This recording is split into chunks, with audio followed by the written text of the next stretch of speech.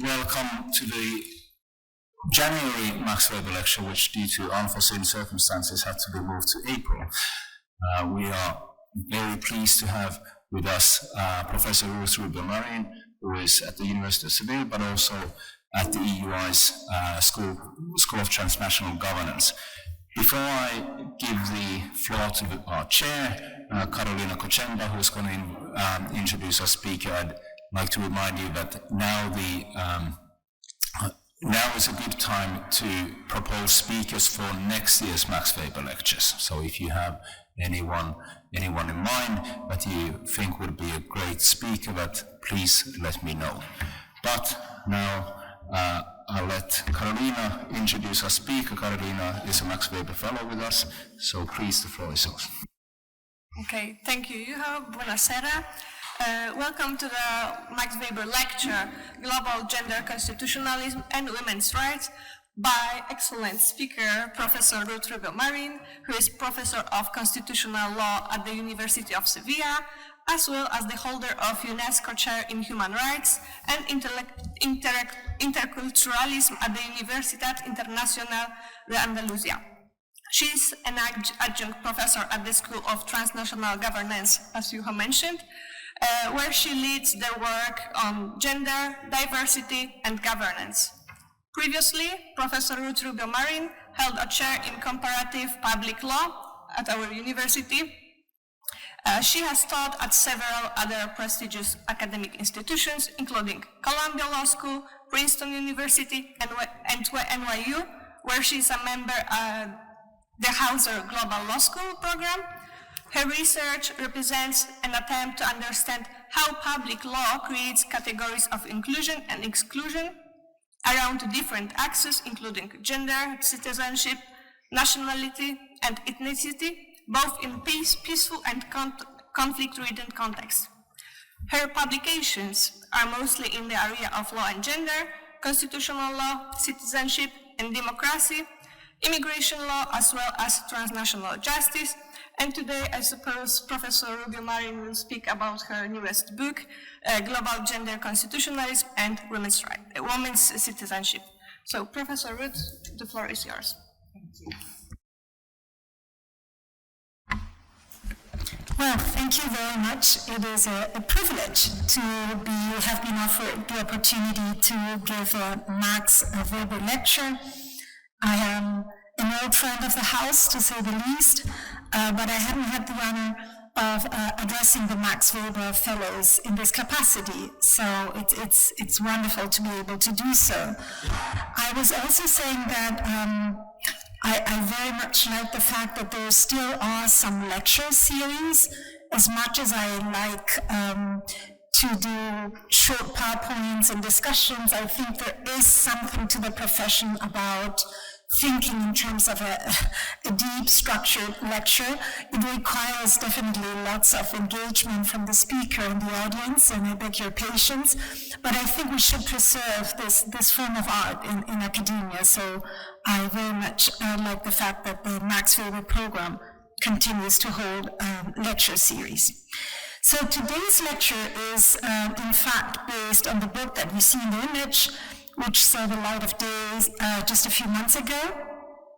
And the book asks the question of the extent to which constitutions have either facilitated or hindered women's equal citizenship throughout history and around the world. As you can imagine, not a small task. In so doing, it draws from experiences from all over, while inevitably placing emphasis on Western constitutionalism, especially the US and continental Europe, not only because of my better knowledge of these regions, but also because of the leading role of the constitutionalism in these regions in the early history of written modern constitutionalism. In the book, basically what I tried to show is that since their inception, constitutional systems were constructed upon a certain patriarchal gender order. This was part of their DNA, which has had an impact not only on women's difficult access to the rights first conquered by men and in the public sphere, but also on the extent to which the forms of participation traditionally assigned to women in the so-called private sphere have failed to be sufficiently recognized as forms of citizenship contribution. So here's the what question: to what extent, in what ways has constitutionalism facilitated, impeded, or recognized women's citizenship? And then the notion of citizenship. So I'm not just asking about citizenship in its understanding of equality of rights, but also in its understanding of equality or meaningful participation, but also whether women's forms of participation have been captured constitutionally speaking as forms of citizenship. The book and the structure of the lecture, mimic each other. The lecture mimics the structure of the book, and it is organized around what I have identified as forms or phases of constitutionalism. It starts with the birth of constitutionalism and walks us through a brief history, or we should say her story, identifying when different forms of contraction or expansion of women's citizenship through constitutional means first came about. Now, I am not suggesting, and I think this is important to bear in mind, a sort of evolutionary path that must sequentially repeat itself in the advancement towards women's constitutional equality in every country, and nor am I suggesting that in many jurisdictions, for instance, jurisdictions with a strong parliamentary tradition, similar evolutions could not take place, and indeed have taken place, mostly through legislative action and struggles rather than through constitutional means, with constitutions playing a minimal role. My claim, in a way, is more modest. It suggests that constitutions have often played either a positive or a negative role in the affirmation of women's citizenship, as well as the citizenship of sexual and or gender minorities. In any event, I want to suggest that these four forms of phases can vary in time and sequence among national jurisdictions, and with one single exception, which you will soon realize, they're not mutually exclusive. The exception is the first phase, which I identify and I call exclusionary constitutionalism. This is the early constitutionalism, where constitutional law significantly failed to consider sex equality to be a constitutional concern simply because it took for granted that women's citizenship was a different form of citizenship, and that it was articulated around the sexual or the marital contract that defined the space for women in society. In contrast with this early or first form, we can identify three forms that, broadly speaking, could fall under what we could call egalitarian constitutionalism, and all of them hold the promise of women's constitutional equality, though with slightly different understandings of what this equality requires. The second phase or form is what I call inclusive constitutionalism, and it focuses on granting women rights equal to those that have been recognized for men. So it's a formal equality, gender-neutral legal system, so that basically pretty much women can access the public sphere like men do. The third form is what I call participatory constitutionalism, and it goes further than the previous phase or form in that it reflects the ambition that equal rights is not enough. We need to go beyond equal rights.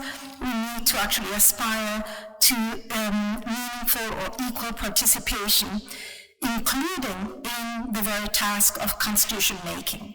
And finally, I have identified a phase that I call transformative constitutionalism, transformative gender constitutionalism. And in this phase, which we're basically experiencing in the current millennium, what you see is that the target becomes the full disestablishment of the patriarchal gender order that requires recognizing the centrality of social reproduction for all and a fully egalitarian and democratic family structure. So it goes into the private sphere and problematizes inequalities within. Now, most jurisdictions contain expressions of these forms whether in the text of the Constitution or in the jurisprudential interpretation thereof. I would say that still the dominant form remains, as of today, inclusive constitutionalism, which probably became the standard since the post-World War II order, with participatory and transformative gender constitutionalism finding expression only since the turn of the century. So I invite you to be patient and travel with me this brief history of constitutionalism. If we start with the first phase, what we find is that the French and the American Revolution signal the birth of modern rights-based enlightenment and written constitutionalism.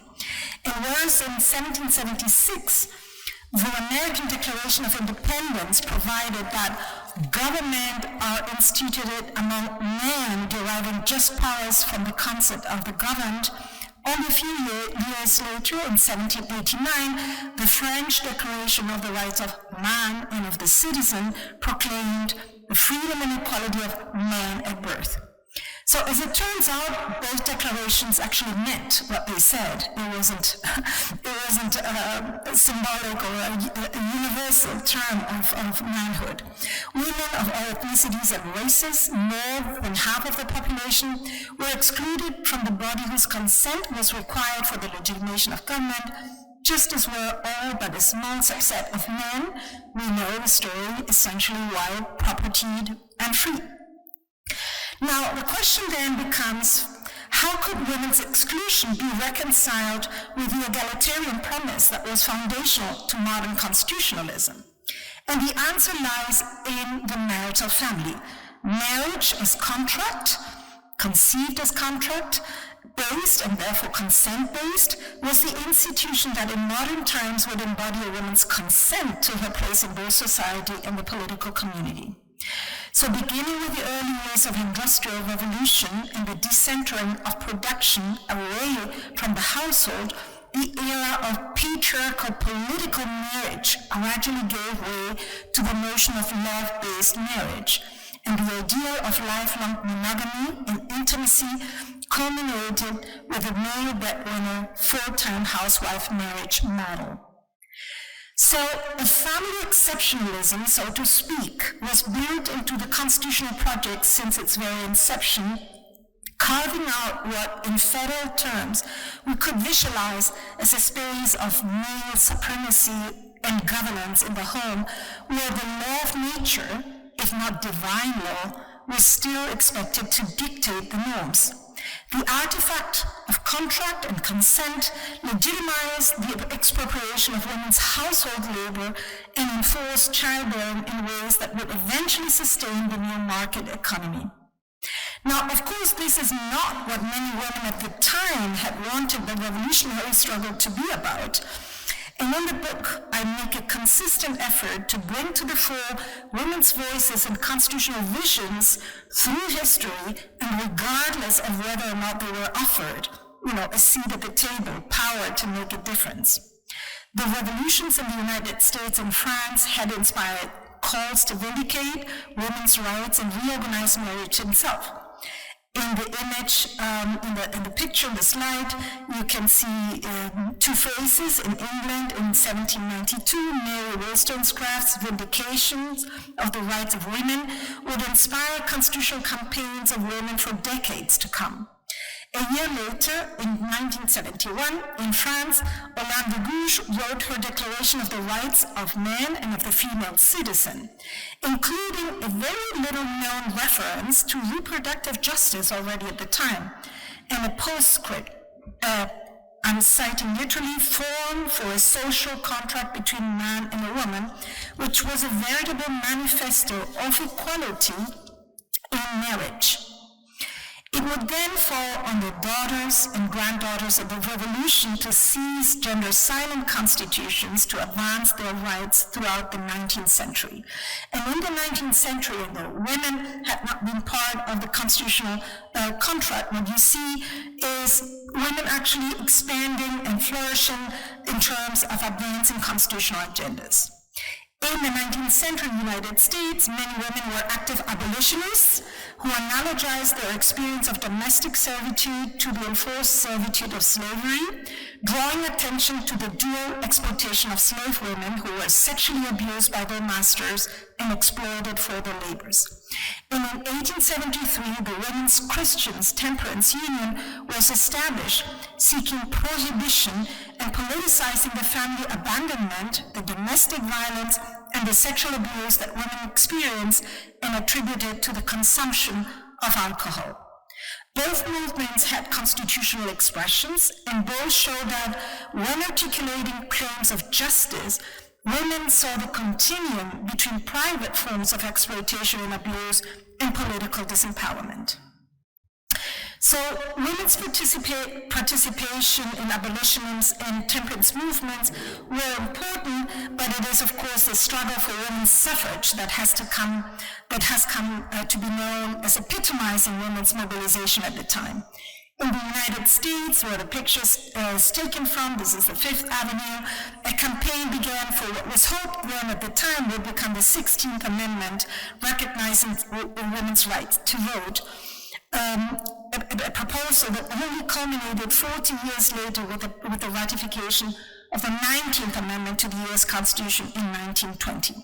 Now, please notice that the achievement, 1920, came 2 decades after the enfranchisement of women in Australia and several years after the same rights were granted in Finland, Norway, and Canada.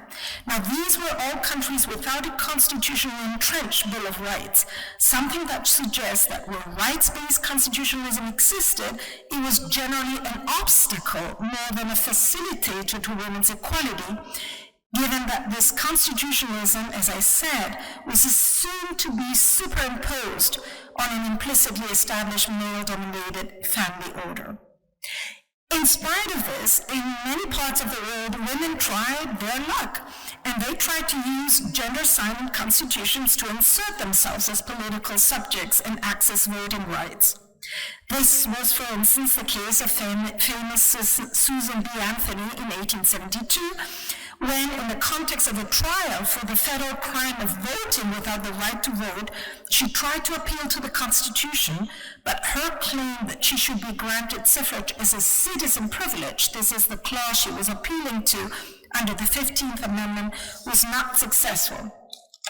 In 1874, Virginia Minor, a leader of the women's suffrage movement, had failed to register to vote in Missouri and unsuccessfully tried her constitutional luck under a different provision, this time the 14th Amendment Privileges and Immunities Clause. And what I found interesting in my research is to discover that years later, Maria Montessori, the famous Italian pedagogue, and Julieta Lanteri, one of Argentina's feminist pioneers, would also unsuccessfully try their luck too, trying to appeal to gender-silent constitutions to assert the suffrage rights. Now, the truth is that whether fought for through constitutional means or just otherwise, normative motherhood, the idea that women should primarily be citizens as spouses and mothers, and the separate spheres ideology played a very prominent role in the struggle for suffrage in various and sometimes contradictory ways. Conservative forces claimed that female suffrage was politically contentious because it could distract women from their household chores, undermine family harmony, and generate social instability. Instead, women were to be represented by men as heads of the family household. In Sweden, for instance, I don't know if anyone is from Sweden in the room, but a parliamentary commission was formed and put in charge of investigating the potential consequences of female suffrage for birth rates and marriage. And in the UK, Liberal Prime Minister William Gladstone, in his stubborn resistance to female suffrage, argued that women could be potentially corrupted by the politics and thereby abandon the family. And there was, I don't know whether you know this, there was in the UK even a women-organized National League for the opposition of women's suffrage. And this is a postcard of their campaign, which I think shows very clearly what was in their imaginary. So family suffrage was centrally about the family and gender roles within the family. This is what was centrally at stake. in this claim. Now, in some European countries, the newly conquered right to suffrage was what opened women's access to constitution making for the very first time, and this happened in Europe in the interwar period of the 20th century. This was, for instance, the case of the Weimar Constitution in Germany. And although their numbers remained token, women did use their newly gained powers, their newly suffrage, to ensure an explicit sex equality provision. So this is where sex equality provisions first come to the fore in history. Interestingly, though, these constitutions also included a clause mentioning the protection of motherhood and the family, something which was also in line with the dominant philosophy of the nascent patriarchal welfare state, seeing women as primary caretakers, domestic workers, and at best, secondary wage earners.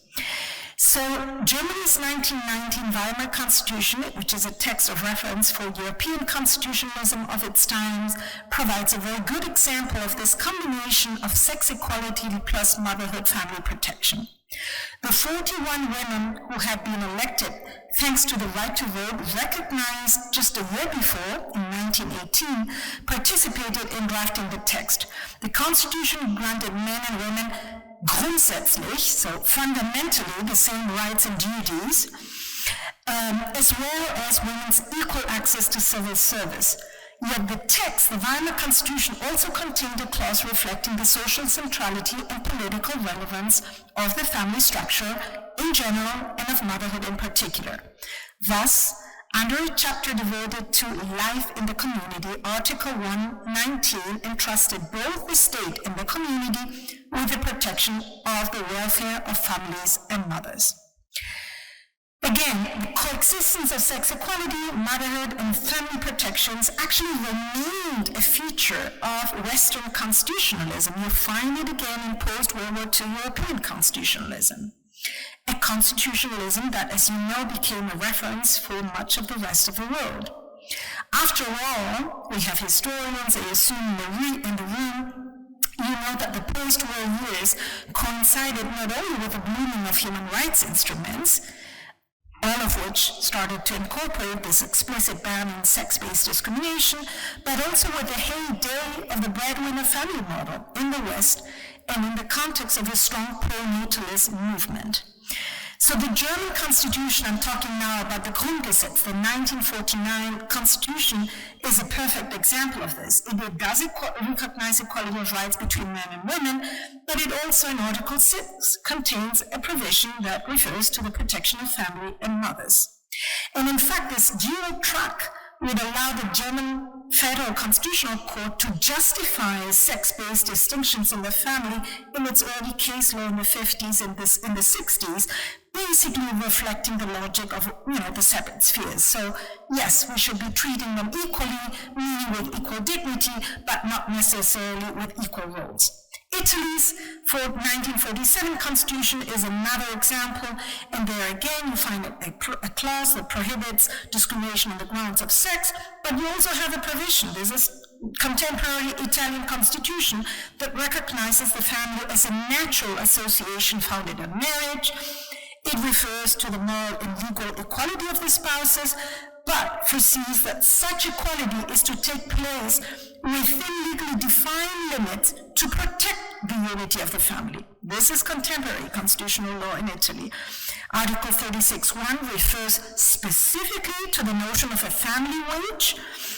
In Article 37, which recognizes that working women are entitled to equal rights and for comparable jobs equal pay as men, also recognizes that working conditions have to be such as to allow women to fulfill their essential family duties and to ensure an adequate protection of mothers and children. Okay? Now, the Italian Constitutional Court, like the German Federal Constitutional Court, was several times in the 60s and early 70s confronted to some of these discriminatory provisions. For instance, different provisions in the criminal code around adultery, whether it was committed by the wife of the husband. And like the German court, it appealed to notions of family unity, men's roles as providers, male authority in the household, to sustain these inequalities in spite of these, sex equality provisions in the Constitution. So, in essence, what we have, I think, is the idea that family and marriage were conceived as domains that were to remain external to the constitutional sex equality paradigm because the gender roles within, and not only because of biological differences, and these gender roles had to be respected. And this is what I call family exceptionalism. Now let me now turn to the second way feminism and the inclusive constitutionalism that it contributed to generate. And what you have now is a slide that shows that on August 26 of 1970, or precisely when the celebrations for the half-century anniversary of the U.S. 19th Amendment ratification were taking place. So remember the ratification that granted women the right to vote in 1920. The National Organization of Women, the main women's organization, organized the Women's Strike for Equality.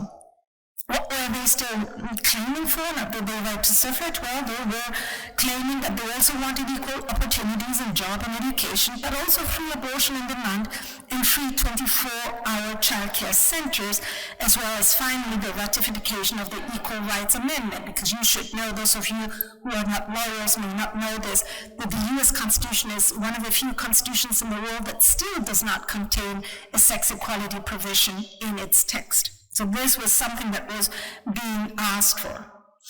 So it was in the 1970s that this family exceptionalism in constitutional law that I referred to came to be confronted, and the right not to be discriminated against on the grounds of sex finally started to have a constitutional life, where the non-discrimination on the grounds of sex, whether it was recognized explicitly, and as in many constitutions, or implicitly through jurisprudential interpretation, as was the case in the U.S. Women had now the right to suffrage, but they wanted to free themselves from being homebound and fully join the domain of wage labor in the marketplace. This was, after all, right, this is our historians and our political scientists, a period when the contraceptive revolution of the 1960s gave women significant control over reproduction for the first time. It was also a period when the expanding economy required enough women to offer them a wage, we need the economists to be looking at this too, and more opportunities in the service sector. So this, coupled with the inflation of the 70s, made it really harder for a man to be the sole breadwinner in the family. So what you have is that once constitutional sex equality was allowed to challenge all forms of sex-based distinctions, broad legislative reforms ensued in the Western world, seeking to produce a sex egalitarian legal order. Legislatures in both North America and Western Europe got very busy repealing the remaining head and master laws, and constitutional litigation played its role too on both sides of the Atlantic.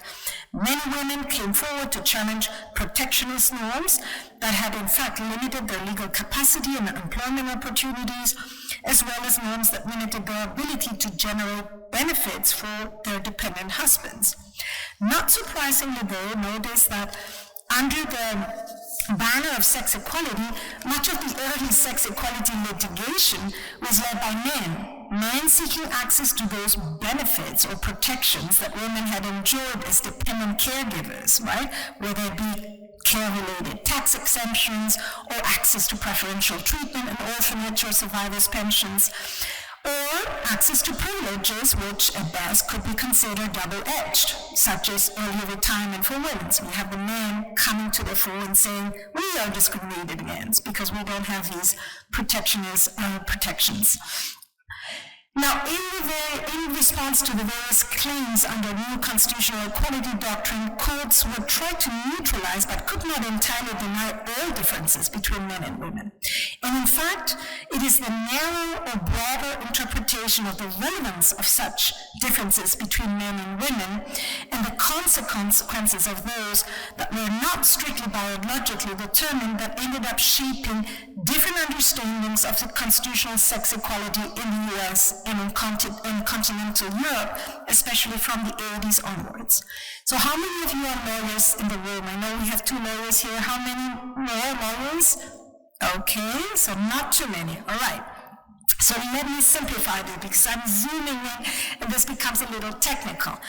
But basically what happened is that in the United States,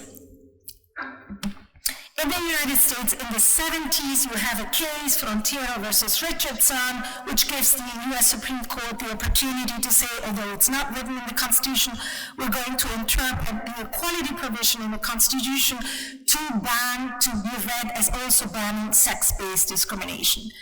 But in the context of a liberal political system with a very old constitution, the understanding of what sex equality required was a very formalistic, gender-neutral approach. So the obsession of the U.S. Supreme Court has become and remains to a large extent that of fighting against gender stereotypes. It applies both to men and women, and the biggest evil is the idea that there could be gender stereotypes that limit or shape the options of either men or women. In fact, the interpretation is so formalistic that in 1974 there's a case, Godovic versus Aiello, where the Supreme Court says, well, pregnancy discrimination is not really sex discrimination because not all women are pregnant, right? So a very formalistic understanding. Now, of course, we're in the 70s and we have a conservative political agenda of the new right in the 80s. So I think that the fact that this more conservative agenda was taking place did also not help in addressing constitutionally some of the claims that were being formulated and that you saw in the slide around reproductive justice, care roles in the family, exploitation of women's domestic labor. This was being articulated by women's movement, but it didn't really permeate into the constitutional structure. The only exception to this is Roe versus Wade. Even those who are not lawyers know what Roe versus Wade is. Roe versus Wade is the right that recognized women's constitutional right to an abortion in the 70s in the US, and it is also the right and the precedent that has been outlawed by the Trump-packed Supreme Court recently in June of 22. This was the only exception. It was a right. It was exceptional in the time because it was the only. It was the first time a constitutional provision started mingling into, reproductive issues, and actually, it wasn't a constitutional provision. It was a constitutional interpretation of a privacy-based provision. But it was the first time that the court came forward and said, there's such a thing as women's reproductive autonomy. Now, unfortunately, and this you may not know, Roe versus Wade has been decried because it was based on the notion of privacy and not of equality, meaning that it really just meant that the state shouldn't have a right to mingle into women's reproductive choices. Very soon in 1980, the Supreme Court decided another case which basically validated the restriction of federal funds for abortion. So, abortion is really a privilege of the better off, leaving the poor and leaving many African American women's reproductive autonomy without any constitutional shelter. So anti-stereotype and this autonomy, privacy notion of reproductive autonomy through abortion rights. Now, what happened in continental Europe was actually different. We are starting from a different tradition. It's the social welfarist tradition, and the maternalist constitutional tradition that I was referring to with its seeds in the interwar period. So in the 50s and 60s, you see, the court struggling with this. What do we do? Motherhood, family, but we have sex equality. We're maybe separate but equal.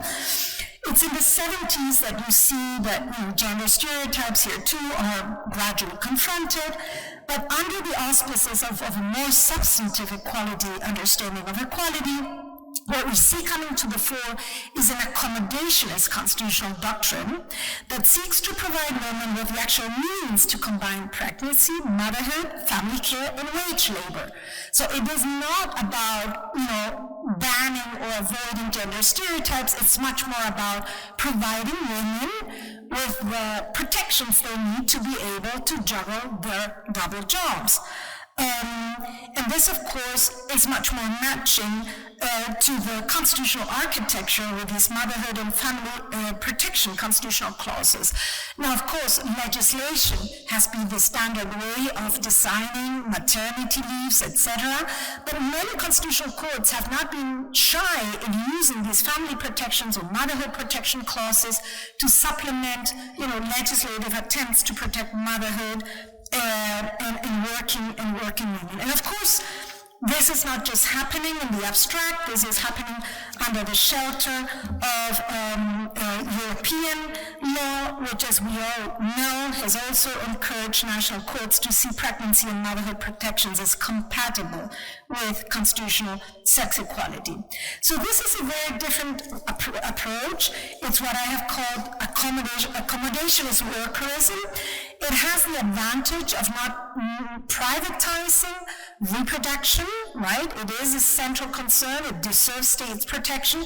It accommodates women's actual needs de facto, but it has the problem that it entrenches certain, gender stereotypes. Women are accommodated, and they end up doing, the money track, the double shift. So those traditions have shortcomings. Interestingly, and I don't think this connection had been drawn before, what happened with the abortion constitutionalism in Europe is connected to this. In the US, privacy-based, jurisprudentially crafted right to abortion. In Europe, in the same years, in the 70s, you see various countries. You see Austria, you see Italy, you see France, you see Germany, as countries where the battle for liberalizing abortion and recognizing more reproductive autonomy for women, there's a huge battle, and eventually the ball gets kicked to the constitutional courts of all these countries. In some of them, the constitutional courts don't enter into the debate. They say it's a legislative agenda. The Constitution says nothing about abortion. We're not going to mingle into this. But where there are constitutional decisions around abortion, the constitutional structure is completely different. And if you take the German 70s decision on abortion, what we see is that what is foregrounded is the fetus as a potential rights holder, or at least a constitutional value that needs protection. Which then automatically turns, if there's such a thing as a fetus that deserves constitutional protection, the jump towards making women, duty bearers of a duty of motherhood is very natural, right? And it is, in fact, the inference that gets made. So this maternalist accommodationist European tradition helps this interpretation of abortion as something that needs to foreground the fetus, its life, and therefore turns women into motherhood duty bearers that can be accepted, in some really arduous conditions, but not normally. So to summarize the second phase, I think that with the exception of the abortion debate, and after these family laws that crafted the head and master regime were discarded, the Western rights-based constitutionalism of the 70s and 80s pretty much displays itself in the domain of the market. It looks for market equality, whether it be through the banning of gender stereotypes or through the accommodation of women's special needs. But it doesn't really address women's claims to contest the boundaries of socioeconomic redistribution to include housework, sexuality, and reproduction. Yet I think we know that without tackling these other dimensions, equal real participation in the public sphere remains an elusive goal. And this is where we go to the third form of gender constitutionalism, which is what I call participatory constitutionalism. So what you see is that in spite of the right to suffrage, in spite of these equality provisions, even in those countries, few countries where women had gained suffrage at the turn of the century, I mean, mind you, countries as important in the European constitutional tradition as France or Italy did not grant women full suffrage until after the Second World War. But even in those that had granted suffrage at the earliest, the earliest turn, the turn of the century, by 1960s, women had at best crossed the 20% threshold in parliamentary seats. So what you see by the 80s is women's movement increasingly galvanized through international women's conferences and feeling sufficiently empowered to do what I call a participatory turn in gender equality narrative. You can identify this. It's epitomized by Beijing's 1995 Platform for Action. It's a claim that continues to this day. In fact, in the images, you can see the march for the implementation of a constitutional rule on quotas for women in Kenya in 2019, and a march in India for women's change for parity. So it's not that women stop claiming the centrality for rights, it's that they say that rights are not enough, that they want to go beyond the rights, that they seek equal empowerment, that they want parity democracy or gender balanced participation, and that these should be the new democratic legitimacy standards. In Europe, this agenda is encouraged mostly through soft law, both in the EU and at the Council of Europe. And this gender participatory turn, which is ongoing, expresses itself in the flourishing of gender quotas across the world. I think it's over 85 countries now that have legislative gender quotas to ensure women's equal representation, but also women joining constitution-making processes more and more. Now, in Europe, the adoption and the spread of legislative quotas initially took place in spite of constitutionalism, not thanks to constitutionalism. So here there's a big divide. And I'm going to start calling old constitutionalism anything that comes before the 90s, okay? So it's not anything that comes before the post-war moment, but anything that comes before the 90s. France is a wonderful example. I haven't seen any court in the world as engaged as the Conseil constitutionnel in French to combat gender quotas. But Italy, too, had to reform its constitution. France actually twice. Italy had to reform its constitution. There were constitutional reforms also in Portugal, in Belgium. So basically, the idea was when women's movement started to push for this idea that we want quotas because we're still, stuck at the 20% threshold, you would find these constitutional courts saying, wait a minute, we already have gender equality. We have the constitutional ban of sex discrimination. Women have equal suffrage rights. They can run for office. We have a general representation system, one person, one vote. What is there to be, frowned upon, right? And maybe we have some Germans in the room, and there's ongoing, current, contemporary constitutional litigation around this question. So the idea was that these old constitutions had already crafted a democratic participation and representation model, and that if you wanted to change that, this was going to the core of the constitutional structure, and you first needed constitutional amendment, and so there was constitutional amendment in France or in Italy. Spain was different. It came later, my own country. There the court actually appealed to substantive equality notions to say, okay, we don't need to reform the constitution, substantive equality provisions can do the job. But it is rather the exception.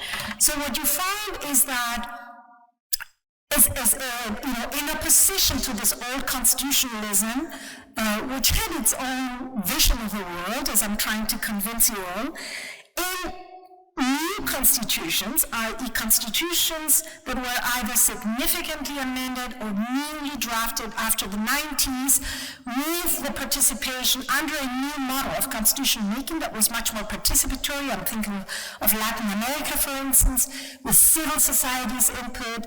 There you start seeing provisions that are inserted into these new constitutions. I'm mentioning Colombia or Argentina, but also in Africa, where quotas had already been introduced after independence in some countries and became much more relevant in the 80s and 90s.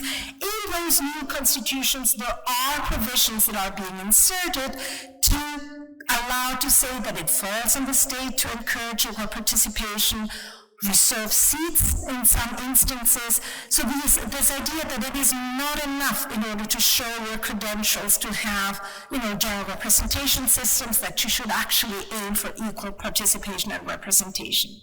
And in the book, I also describe in quite a bit of length the gradual incorporation of women to constitution making itself. I mean, if you look at, and this is an analysis of 20 constitutional reform processes between 1990 and 2015, so relatively recently, we are only at an average 19% of women members of formal constitutional reform bodies, okay? So we're still at below that 20% threshold. But what you can see is an increase, often linked to the fact that you're adopting legislative quotas, and that then ensures that there are women included in constitution-making assemblies. With only one case, the ongoing Chilean process, as you know, is the first ever exercise of fully paritary constitution-making assembly, where we have half women and half men, and where actually the parity rule ended up limiting women because more women had been elected. We don't know what's going to happen with that process. It produced a text that was rejected in September, so we don't know what's going to happen, but everyone had kept its eye on it because it was the first ever exercise of a truly paritary constitution-making process. You also see, as in the turn of the century, not only the flourishing of gender quotas, few more women joining constitution making, you also see more women joining constitutional courts and supreme courts. And since those are the courts that interpret the Constitution and decide through case law the meaning of the Constitution, this is just as relevant. And a few courts, just a few, have actually, achieved parity in their composition, but the women, for the most part, remain clustered in the lower echelons of the judiciary in most countries of the world. Still, I would say that if you really want to tell a true story of women joining constitution making, you cannot limit yourself to the official bodies of constitution making. I was struck when I visited Egypt in a mission, and I discovered that in the context of what promised to be the Arab Revolution, women were organizing in the most remote villages. After consultation, including more than 30,000 women, to decide what they wanted their new constitution to look like. Now, we know that the Arab Spring hasn't quite flourished in Egypt and in many other parts of the world as we hoped for, but it doesn't take away from the fact that these women were gathering. They didn't want Western consultants like myself because they were going to be accused of being Westernized. They wanted to draw on autochthonous family sources. They wanted to do the work of looking around for inspiration themselves, but also link it to autochthonous sources, but they had very clear visions of what the constitutions should contain.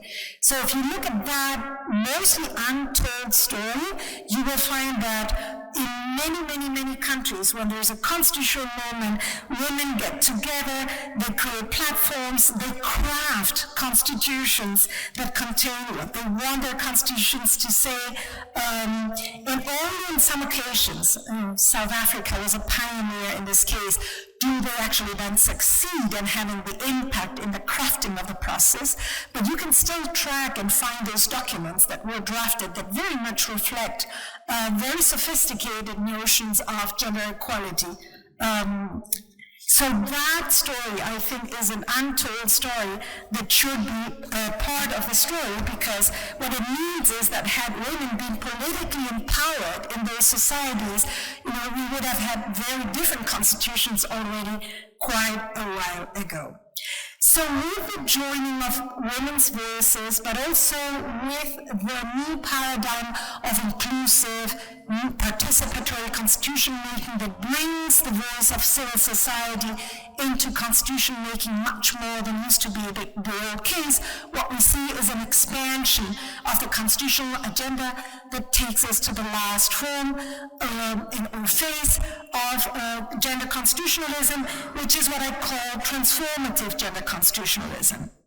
So in the 21st century, we see constitutionalism increasingly confronted with this agenda that aims to transform gender roles within the family into gender social reproduction, a matter of public concern. An essential chapter in this transformation has been the challenge to the hegemony of the marital, reproductive, and heterosexual family, and the gradual consolidation and conquest of same-sex marriage, in itself, let me tell you, quite an incendiary constitutional battlefield. But further elements include the constitutional reaffirmation of women's reproductive autonomy, much more foregrounded, especially through the generalization of balancing approaches in abortion constitutionalism, as well as the constitutional problematization of violence against women. Suddenly you see constitution talking about violence against women, including domestic violence, but also the distribution of care duties within the family and the growing attention to fatherhood as caretaking. All these elements, I think, must be inevitably seen as epitomizing the full democratization or constitutionalization of the family structure in the private sphere. So it's about the full overcoming of what I called family exceptionalism. Now, not surprisingly, here again, constitutions have once more been seen more as a reactionary than a transformative force in many of these battles too, including that around same-sex marriage or unions. After all, as I said, whether explicitly recognized, as some constitutions do, or implicitly assume, heterosexual marital families were thought to be the foundational pillar of societies in modern order. The positions of Supreme Courts and constitutional courts, when they first, have come to confront some of these claims, have varied. Many, again, have deferred to the legislature and said this is not for us to decide. I'm thinking, for instance, of the Italian Constitutional Court, which said, the marriage in the Constitution is a heterosexual institution because it was conceived as such. It falls on the legislature to see whether it wants to grant, and it ought to grant, some kind of protection to same-sex unions. But, mostly I defer to the legislative discretion. Only in very recent times do we find courts that actually say, no, same-sex marriage is actually a matter of constitutional law, it is a constitutional right. As recently as South Africa, which I think was the first one at a national level in 2005, the United States, 2015, following the example of some state courts that preceded it, and Colombia in 2016. The clearest textual expression of this vision of citizenship that incorporates the egalitarian dimension but also adds participatory and transformative dimensions of gender constitutionalism is to be found, not surprisingly, once again, in those constitutions that have had their moments after the participatory term. So if you take Colombia, you will find that its 1991 constitution recognizes that any form of violence in the family is to be considered harmful to its harmony and unity. If you want to see a really cool constitution when it comes to the distribution of care obligations, you need to go to Ecuador's 2008 constitutions. It defines the home as a domain of citizenship by including among the list of citizenship duties, you have military service, to abide the law, to pay your taxes, but you also have, and I'm quoting literally, the constitutional duty to help, feed, educate, and raise one's own children, acknowledging this duty to be a joint responsibility of fathers and mothers in equal proportion. And yet the Constitution also states that the unpaid work of self-sustenance and caregiving carried out in the home must be recognized as productive work and supported by the state. The dream was still there, and the draft constitution that was rejected was really quite strikingly innovative. It had a gender-inclusive language. It had the right to care and to be taken care of, including self-care as a freestanding fundamental right. The draft contained the right to live to a life free of violence, including digital gender violence and violence against women in politics. It crafted sexual, not only reproductive rights, but also sexual rights, the right to sexual education, the right to education, health, with gender lenses, the right to education free of gender stereotypes, the right to social security with coverage for those performing productive and reproductive work, the principle of co-responsibility regarding domestic care, the paritary composition of all state powers, not just the legislature, and the overall political system defined as an inclusive paritary democracy. And one can, of course, always say, these are really great examples, but we know all too well that the constitutions in those countries are not really taken very seriously. There's a huge gap between law in books and law in action. And what else? The truth is that the agenda is also pertinent in more consolidated democracies, and you find expressions of this shift both in jurisprudence and in debates around constitutional amendments. Let me just cite, for instance, in the US, where after generations, there's a revived debate about whether the Equal Rights Amendment is finally going to be passed or not. But let me mention an example closer to us, what I would call Ireland's constitutional gender revolution. You know that after two referenda, one in 2015 and one in 2018, the country passed constitutional amendments to its very old 1937 constitution to recognize same-sex marriage and legalize abortion. But I want to draw your attention to an article that is much less known, but you will find really quite intriguing, which is Article 40.2 of the Constitution. Now remember, we're talking Ireland and we're talking 1937. So this article says, literally, the state recognizes that this is contemporary Irish constitutional law. The state recognizes that by her life within the home, woman gives the state a support without which her life within the home, the common good cannot be achieved, and shall therefore endeavor to ensure that mothers shall not be obliged by economic necessity to engage in labor to the neglect of their duties in the home. So you can imagine that many have suggested that this provision simply has to go. It endorses these old gender stereotypes. But the truth is that the Citizens' Constitutional Convention, this participatory mechanism that Ireland is relying on before proceeding to constitutional amendments, actually discussed, should this provision be removed, or should it be recrafted so that we retain the centrality of care, but without the gender stereotype? And if I'm not mistaken, there's going to be an upcoming referendum in the fall that decides exactly this question, whether we should just take it away or actually retain it, but craft it so that it includes both genders and not just women. In other places, and I can mention maybe Italy as an example, what you see is doctrinal shifts in interpretation to back this transformation. So I think that in many countries you see now that courts are struggling with distinctions between motherhood leaves and fatherhood leaves, and the differences that remain along those lines, and there is a gradual path towards equalization. It's not full equalization. I haven't seen any court that mandates full equality, but there are steps in that direction. There's definitely dissenting voices in that direction.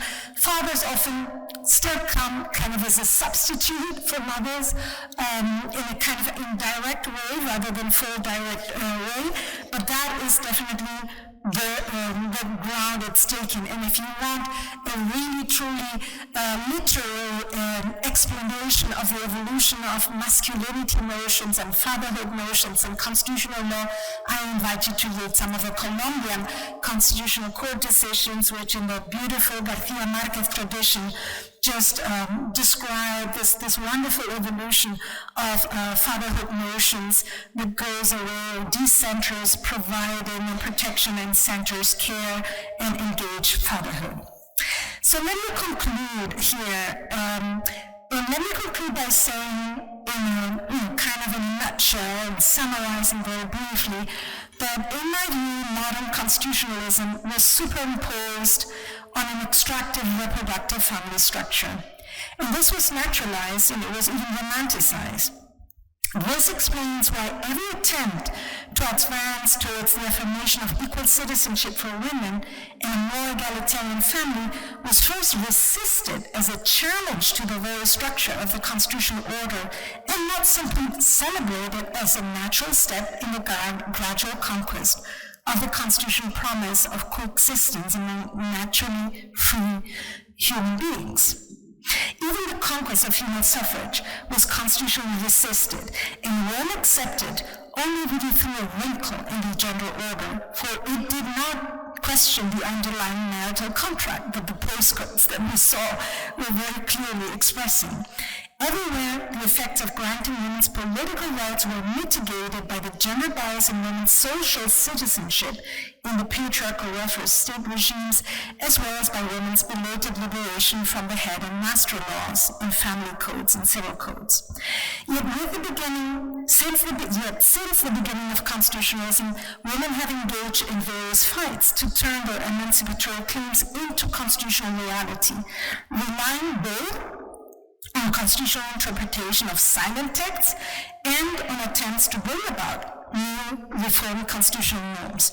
Through their various struggles, women have had to face the challenge of speaking with one voice. I'm talking here about women, but you can imagine that the agendas, have been intersectional. But in crafting their constitutional demands, women have not respected the boundaries between the public as a domain of justice and the private as a domain of love, following the dictates of nature. Instead, they have identified abuse and exploitation whenever and wherever they encountered in their own lives, including and often starting with the domestic sphere. Now, originally built on the political exclusion of women, constitutionalism has only begun enabling and even facilitating women's citizenship in the last quarter of its existence by turning gradually receptive to women's claims for equal rights first and to equal participation later.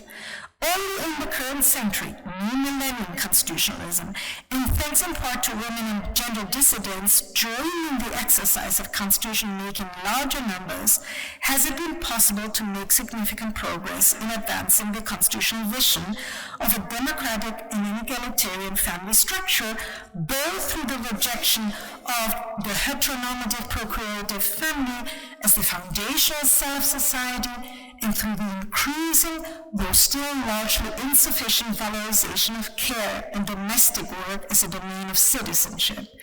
In the end, the constitutional challenge to gender roles and expectations has brought to the fore the social construction of gender itself and is now opening constitutionalism to the demands of intersex and transgender citizens. Now, as in the past, resistance to the disestablishment of the gender orders was to be expected, and in recent years we have indeed witnessed some backlash, as well as a true wave of constitutional amendment initiatives, some are preemptive, others are reactive, some are successful, others are not, in an attempt to further entrench the traditional gender order. Let me just tell you that over the last 15 years, no less than 8 countries in Eastern Europe have amended their constitutions to shield heterosexual marriage. In the US, many European countries and parts of Latin America, we also observe a growing number of public and private actors invoking conscience as a ground for objecting to laws or judicial decisions that confer on citizens constitutionally or legally won reproductive and LGBT rights on the basis of religious freedoms, claims that have sometimes but not always led to successful constitutional litigation. Also, in Central and Eastern Europe, we see the rejection against the Istanbul Convention to combat violence against women and domestic violence, and we see that it is framed in constitutional terms, in the terms of constitutional rights and constitutional identity.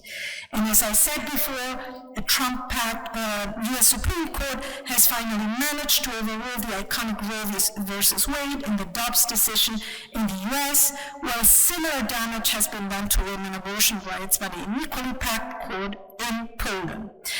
Yet I don't want to end with this sad note, because I think that we should also mention the fact that women around the world have been fighting back, and they continue to do so. In every corner of the world, women seem ready to challenge every remaining bastion of male supremacy. Here are some images of this fight, and I want to honor this. This is the Women's March in Washington, D.C., 2017. I'll take you to my home country, Spain. This is the feminist strike in Madrid in 2019. This is the image of Polish women protesting against the constitutional ruling that I just mentioned. Colombian women celebrating a constitutional ruling that allows abortion until the 24th week.